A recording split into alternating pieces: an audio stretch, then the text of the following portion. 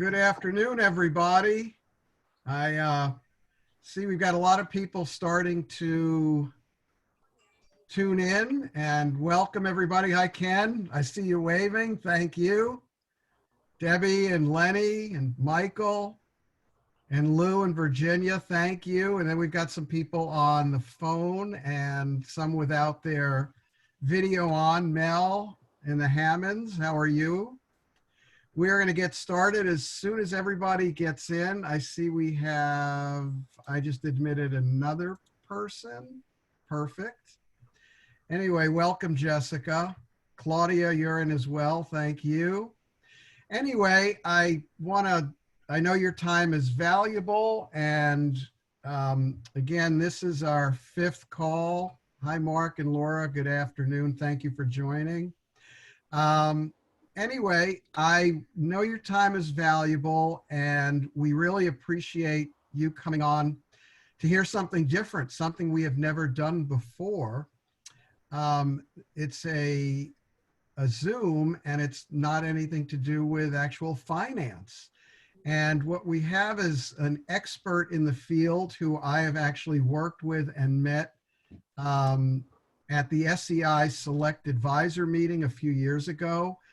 Jay Mooreland. Jay and I have worked together a lot, and we've worked on a lot of different things together. And Jay is the founder of the Behavioral Financial Network. But with that said, Kelly's going to say a few words, and then I'm going to let Jay speak, give a little introduction, and start our so Kelly, come on up. Hi, can everyone hear me okay? Yeah. Yes. Okay, my computer was lagging a little bit. So welcome back, everybody. It's great to see you all again. Just to go over a couple of things, it is being recorded, so I wanted to make sure that you were aware it's being recorded. If you don't want people to see your face, if you are on a laptop, down on the bottom left, it says Stop Video. You can click that. If you're on an iPad, it's up on the top right, and you can click Stop Video. You'll still be able to see us and see what's being presented, but if you don't want to be seen, it will keep your face from being seen. At the end, we're going to be having a question and answer time. And if you look, and I believe everybody has this down at the bottom where it says reactions. Does everybody have that at the bottom of their screen where it says reactions? Yep. Okay. So if you click reactions, you can clap or give a thumbs up. So if you have a question at the end, there you go. Okay, Ben showed me. Thank you for showing me. Okay. So at the end, when you have a question, if you can put that up, just one of the signs, what I'll do is I will unmute you personally. That way, you know, we don't have 40 people, you know, jumping in and putting in questions all at the same time. And so so Crystal and I can just mute you individually as you put up one of the reactions. So I hope that makes sense. And great to see y'all again. And by the way, if you noticed, Mitchell did trim his beard. I did get emails. You know, we were having the poll last week and about his beard, whether he should shave it or not. And I got a bunch of different responses back, but there was one that was consistent throughout whatever anybody's opinions were. They said, however, in the long run, it should be up to Nancy.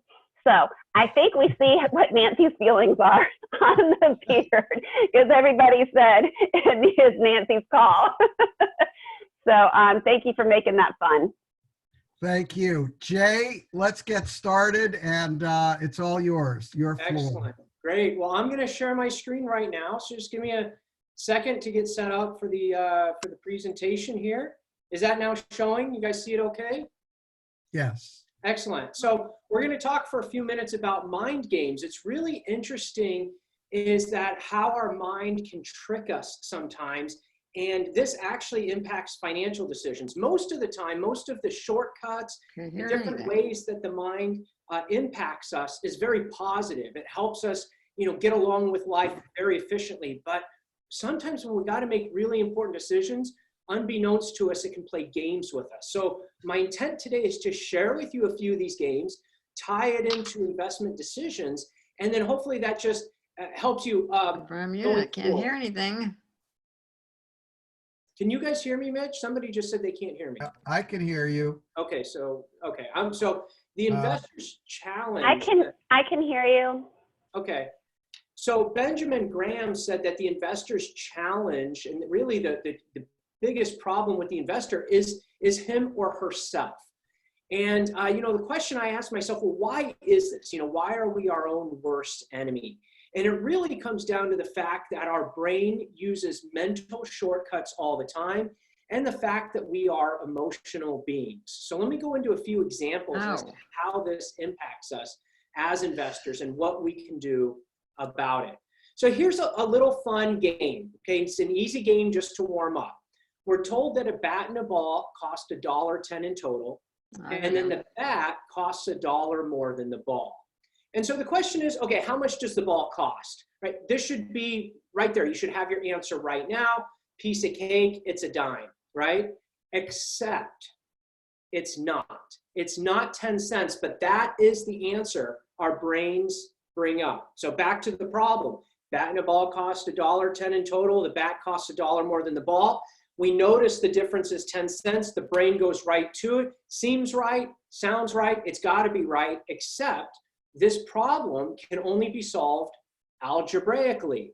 So here, if you remember setting up equations back in the day, the ball is the unknown figure, so we give that the value of x. The bat is $1 more than the ball, so it's $1 plus x. And we know that the bat and the ball cost $1.10 total, so we simply set up the equation. X, which is the ball, plus the bat, which is $1 plus x, equals 110. And then we simplify and we get the 2x. That's what confuses us. So we got to divide by the 2, and that's where we get the 5 cents. So that's kind of a fun game that just demonstrates how quickly our brain can come up with what it thinks is the right answer. And it seems like the right answer, but it may not be. This actually comes from something called the cognitive reflection test, which tests how much of our decision-making is based upon intuition and how many things do we actually analyze. We like to think we analyze things, and we might attempt to analyze something, but because the brain is always looking for the shortcut, even when we start to analyze something, it's highly likely we get influenced by a mental shortcut that we don't recognize. And the reason is because analysis requires effort. And the brain, like the body, prefers less effort to more. So that's kind of our default. So that's just something we want to be aware of. It'll happen subconsciously. And so we want to be aware of that natural preference that we have. So my question is, can you read this? Now it's a black screen right now, but let me put up some words here. All right, take a look at those words. And you're probably sitting there going, hey, you have a few misspelled words there, right? And I have a lot of misspelled words there. But what's really cool is that most of you can probably read this and read it fairly quickly. And this is because the human mind does not read every letter by itself, but the word as a whole. We like to think that our minds, our brains are like hard drives of a computer, where it literally records every piece of information. That is far from the truth. The brain cannot process every single piece of data that comes in. So similar to this, and this is what this is really showing, is that our brain doesn't look at every single thing. It looks at patterns. And so that's how we can detect a misspelled word immediately without any thought or effort whatsoever. The brain detects a pattern of letters that are out of order. So, but isn't that very cool that we can read this fairly quickly, even though the letters are out? And that's because our brain is recognizing a pattern that's simply just out of order. And so what we learn about the brain is that is a pattern detecting machine. Unbeknownst to us, basically 24/7 when we're awake, the brain is seeking patterns because that allows it to make easy conclusions. If we've seen this before, we know what it is, we can draw the conclusion without having to analyze anything. So let's talk about driving. So this is a question you just can answer yourself. Relative to other drivers on the road, how good a driver are you? Are you above average or are you below average? Now, when I've done this, and this is a very popular psychology question as well, the findings are that 80 to 90% of the people are above average drivers, which is somewhat humorous because, of course, you cannot have that because by definition, 50% of the drivers should be above average, 50% below average. But the reality is we might all agree with that, but we're still saying, yeah, but I'm in the above average category, right? But what we learn about this is that human beings tend to be a little bit overconfident in some of our, in some of the things that we do. And so when it comes to investing, sometimes we may say that our above average returns are mainly due to the investment decisions that we make, right? We make good decisions, we pat ourselves on the back, we did a good job. Maybe we made a good investment decision and it was a tip from a barber and you're like, yeah, I've got the right barber. Or it was a gut instinct and it's like, yep, my gut always tells me right. So what happens is whenever good things happen, we tend to take ownership of all of our wins. All the good things that happen, we tend to claim ownership of it. And that's okay as long as we balance it out with our mistakes. That's where the problem lies. We often don't because we tend to deflect or blame with our mistakes. Well, I was just early to that investment, or nobody else in the market knows what they're doing right now. Those are classic signs of this desire that we have to be confident, overconfident. We as humans have very sensitive egos and we like to feed them often. And so this is one way it can be fed subconsciously. So we want to simply be aware of it. When it comes to investing, we can oftentimes learn more from our mistakes as long as we admit them, we recognize them, and then we choose to learn rather than focusing on all of our successes. So let's talk about Warren Buffett. He says, what counts for most people in investing is not how much they know, but rather how realistically they define what they don't know. Because it's pretending that we know that'll get us into the biggest trouble.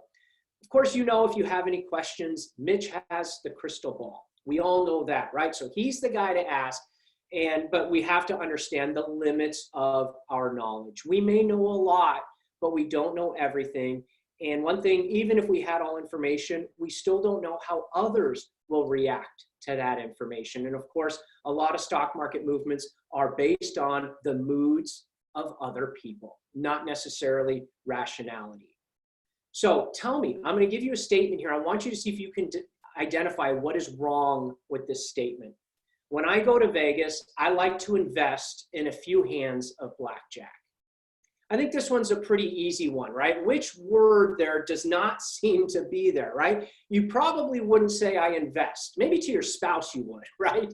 But you probably wouldn't say I invest. Maybe you would say I gamble, I risk, I play, but you wouldn't use the word invest because you recognize that investing is different from gambling or betting, right?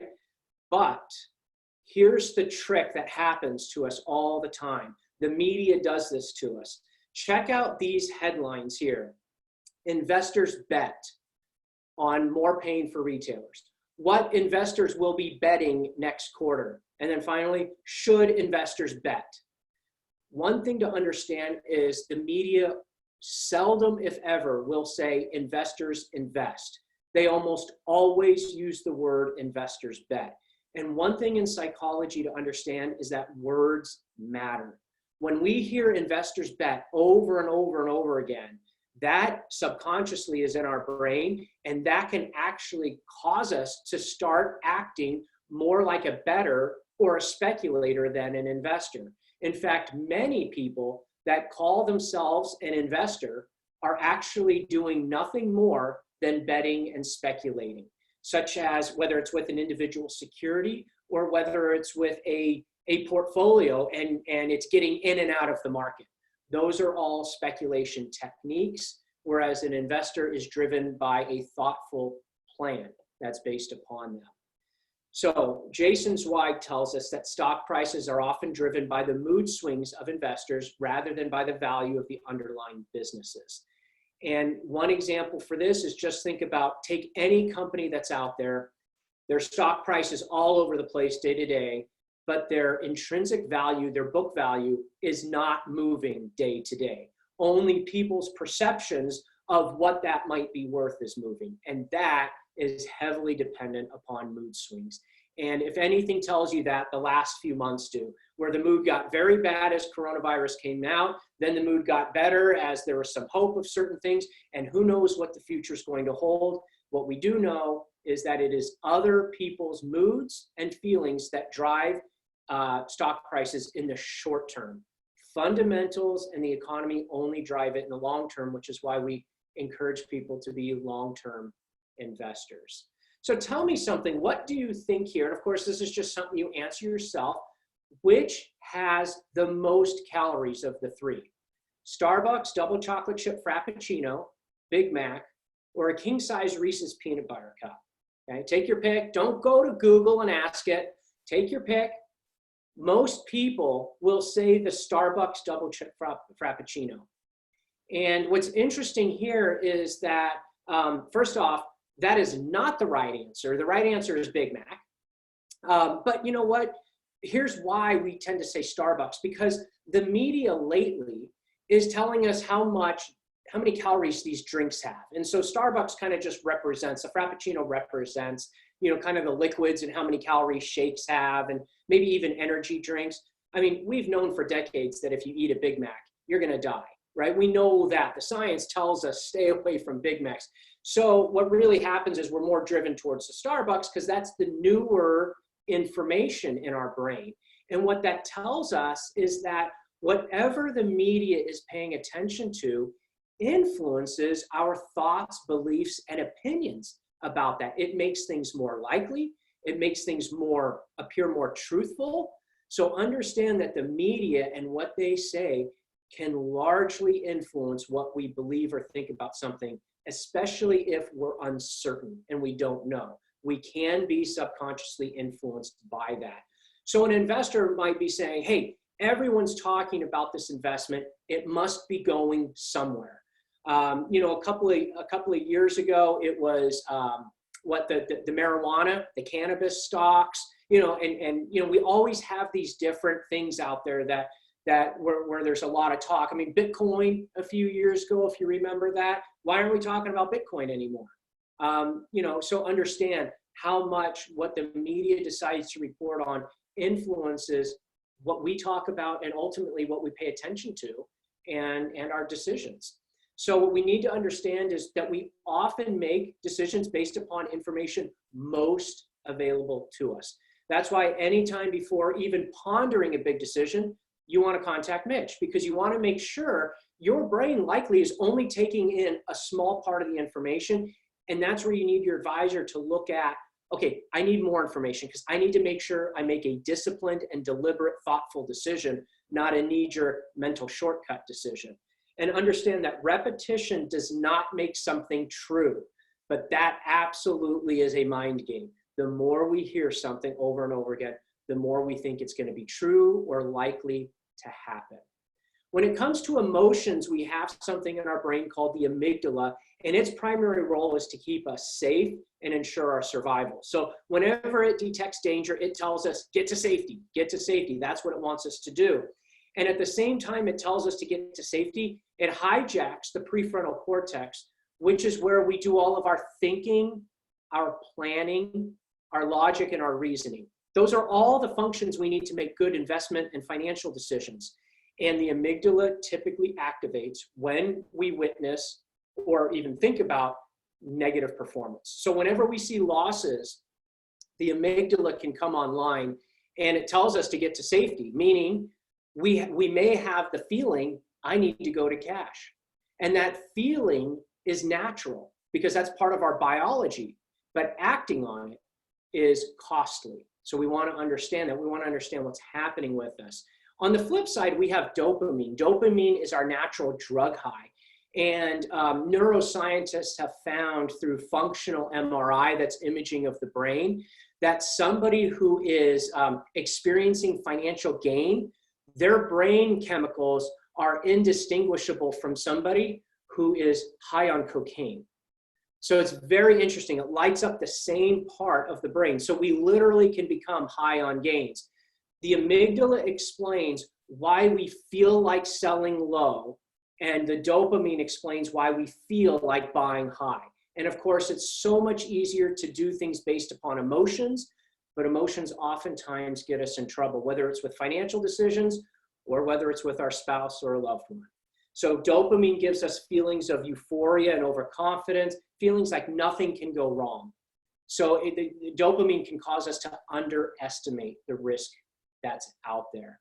So Warren Buffett said that the real key to successful investing, he said, what you need is the temperament to control the urges that get other people into trouble in investing.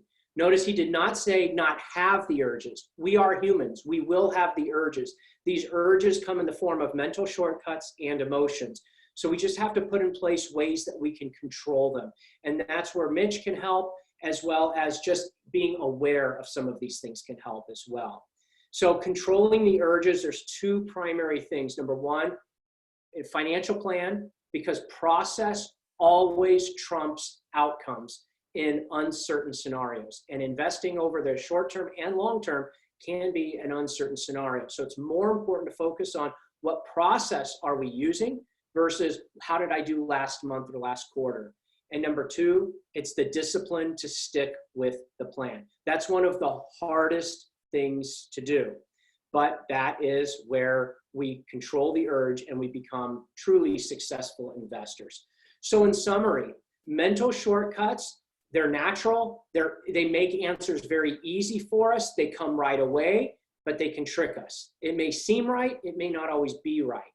The emotional response absolutely will feel better, but oftentimes it comes at a cost. For investing, it could be a financial cost. In a spousal relationship, it could be a couple of nights on the couch. Either way, there's a cost involved when we respond emotionally. So the key here is we want to make sure we focus on our plan and make sure that all of our financial decisions aren't made based upon the media. They're not influenced by mental shortcuts, but they are made based upon a well thought out plan that's been customized for each one of us. So those are all my prepared comments. I turn it back over to Mitch to see if there's any questions. Thank you, Jay. Does anybody have questions? I wanted to thank Jay that you could see the two parts, the amygdala and then the dopamine, the high feeling. 2019 was a great example when the markets were charging up, and March 23rd, or actually right after February 19th, when the market started charging down, and we're still not sure where things are.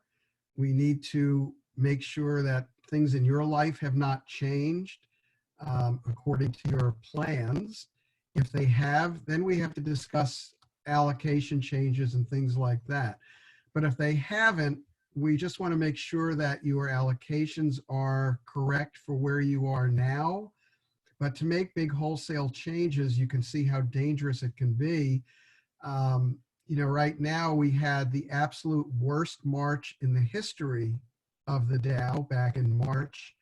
And I think so far we're having one of the best Aprils in a long time. So making these wholesale changes, it's your brain fighting within its head, within your own head. So call me. We can discuss this. We can talk about it. That's why we've had different types of these Zoom conferences over the past 5 or 6 weeks. I think this is number 5. We've sent out about 11 email blasts on different topics over the past 8 or 9 weeks. We're here to talk to you and readily available for you. Does anybody have any questions for Jay on anything we just discussed over the last 20 minutes or so? What I need for Jay to do is to take off his screen share so Okay. I can see everybody. Oh, there we And go. if you entered in after I went over the directions, if you look down at the bottom of your screen, there is a reaction tab, and you can click on that and choose whichever way you want to react, and then Crystal or I1 will unmute you individually so you can ask your question. Okay. Yeah, I don't see it. You can wave your hand if you want to, because I can't see the reaction, but that's okay. There aren't any right now. They do work because we tested them out. Okay, a couple great. people showed that they were working. Okay. All right. Well, if there aren't any questions, I appreciate it. Again, we're just trying to bring Hope has one. Hang on one second. Okay. No, I didn't have one. I'm sorry. Okay. I did not have one. I'm so sorry. I was just showing you that it works. Oh, okay. Okay. It was a reaction. Yay. That's good. It was a reaction. so Sorry. thank you. Thanks, Hope. Thanks. That's great. Anyway, so with that said, I'm sure if there are questions after, you can always call, email, whatever you'd like to do. We're here for you. Our whole team is here. Our whole staff is here. And I'm here. So anyway, any questions following this, please feel free to call us, email us. We will get back to you. These are very, very trying times right now, but we want to let you know we are here for you. And that's why we've tried to have a tremendous amount of communication. We've brought on lots of different experts from the bond side, from the equity side, from the behavioral financial side, and my side for managing it all together with all the experts that I work with. So with that, if you don't have any other questions, I'd really like to thank Jay for his help and his presentation today. And most of you learned there's a lot of different things that can affect what you're seeing out there. And as we all know, the media has a tremendous effect on your day-to-day stress level, your day-to-day panic, and your day-to-day even euphoria. We have 2 great days in the market and everybody's going to buy. We have 2 lousy days in the market. Everybody wants to sell. And as Jay talked earlier, we've been on the phone 30 minutes and I'm pretty sure companies like Microsoft and Apple and Amazon have gone up 5, 10, 12 points up, 12 points down. But I don't think iPhone sales have made any difference over the last 20 minutes. So it is all emotions, and hopefully it should finally get back to what really counts, and it's profits and earnings. So Jay, if you have anything else, if not, we will end it. And again, thank you so much, Jay, again with the Behavioral Financial Network. I appreciate it. And we'll continue to talk. And again, thank you to all of our clients and all of our family out here. You're all family to us. Bruce, I see out there, you can give us a wave as well. So anyway, thank you to everybody. And we are here for you. So let us know if you have any questions or need anything. Thank you all again and have a great day. Bye-bye. Thanks, Jay.